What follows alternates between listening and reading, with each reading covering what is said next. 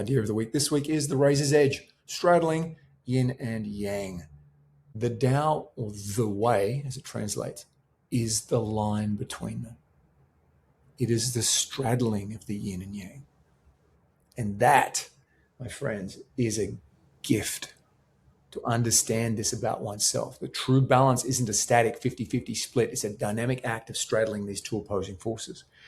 And most leaders I come into contact with think growth requires perpetual push, but real capacity lies in knowing exactly when to drive and when to receive. The mystics taught that the highest state of human mastery is wu wei, or effortless action.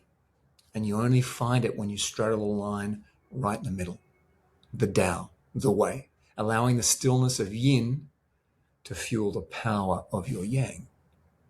And science is now proving that this is actually the peak of neurological fitness. Living purely in yang keeps you trapped in the sympathetic nervous system, fight or flight, leading to contraction and cognitive tunnel vision. God, I just got to get it done. Where dropping entirely into yin puts you in deep parasympathetic rest. The sweet spot, the razor's edge, is high heart rate variability. People talk about what they're watching now, monitoring their HRV. Like, I'm trying hard to get it down by doing all the yin exercise. It's not the yin exercise that actually gets HRV down.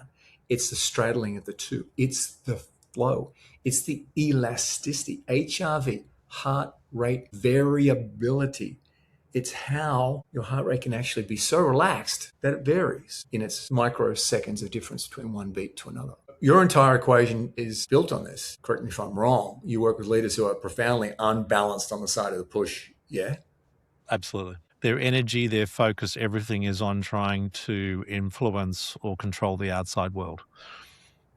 You know, it's what their education's taught them to do. It's like they look at the outside world and they try to manipulate it in the way they want it to move, not realizing that their inner world, their thoughts, their emotions, the way they talk to themselves, how busy their mind is, how activated their nervous system is, how good they are at managing their emotions, all of those create a filter or a lens at which they see the outside world. So they're only seeing their version of the outside world based on their inner world construction. If they want to change their outside world, the simplest thing to do is change the inside, and the outside world will reorganize itself around that. And unfortunately, we live in a world where that is not taught. It is the belief is that we have to push ourselves and compete in the outside world to be successful. It's just a misunderstanding of how the whole system works.